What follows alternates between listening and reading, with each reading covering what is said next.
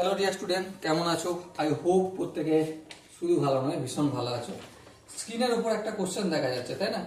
So এই কোশ্চেনটা আমরা প্রথমে মন দিয়ে পড়বো, বুঝবো, তারপর অঙ্কটা করব। কি বলেছে দেখো, বলেছে যে বার্ষিক কত সুদের হারে এক্স টাকা 2 বছর 6 মাসে সুদে মূলে 1.2x টাকা হবে। ওকে, তাহলে এখানে প্রিন্সিপাল বা আসলটা কত? এক্স।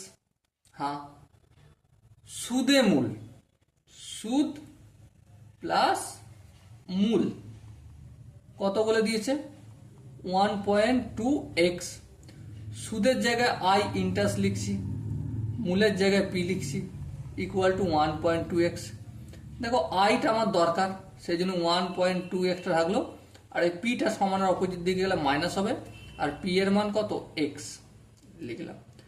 1.2x থেকে যদি এক্স বিয়োগ করি তাহলে কি পাবো? 0.2x পাবো। এটা আমি আই পেলাম। হ্যাঁ, আই পেলাম, আই পেলাম, পি পেলাম। আর কি দরকার? টাইম। টাইমটা কত? 2 বছর 6 মাস। 2 বছর 6 মাস মানে 2 বছর 1-2 বছর। 6 মাস মানে কি 1-2 বছর, তাই না? তাহলে এটাকে যদি আমি ভগ্নাংশের আকারে করি, 2 × 1=2 বছর। হ্যাঁ, আরও একটু যদি এলাবোরেট করি তাহলে 2×2=4, 5×2 বছর। তো আলটিমেট রেট অফ ইন্টারেস্ট কত, এটাই আমাকে বের করতে হবে, তাই না?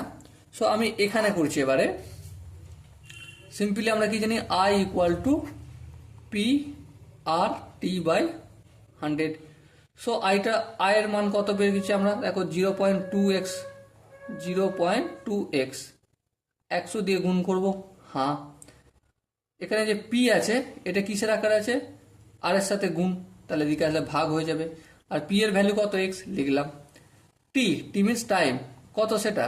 টি দেখো এটা গুণ আছে, ভাগ হবে, সেখানে লিখবো 5/2। এই 5-এর নিচে 2টা উপরে উঠে যায়, এদিকে 8টা রয়ে গেল। এই এক্স ক্যান্সেল আউট হলো। হ্যাঁ, কোনো অসুবিধা নেই। সো এবার দেখো 5×1=5, 5×20=100। এবার দেখো 0.2 × 20 × 2 লস গুণ করলে কত হবে? গুণ করলে হবে দেখো 20×2=40। এই 2 লিখলাম, পয়েন্টের জন্য 1, আর এই 0 লিখলাম, তাই তো? এই 0 কেটে গেল, 4×2=8। তাহলে রেট অফ ইন্টারেস্ট কত পেলাম আমরা? 8 পেলাম। ওকে, আই হোপ এখানে যে 4টে অপশন আছে, এই 4টে অপশনের মধ্যে কোন অপশনটা সঠিক হবে? Obviously option A is the right answer. Okay, চলো দেখা হচ্ছে পরের সেশনে। ততক্ষণ পর্যন্ত ভালো থেকো, সুস্থ থেকো এবং জয় হিন্দ।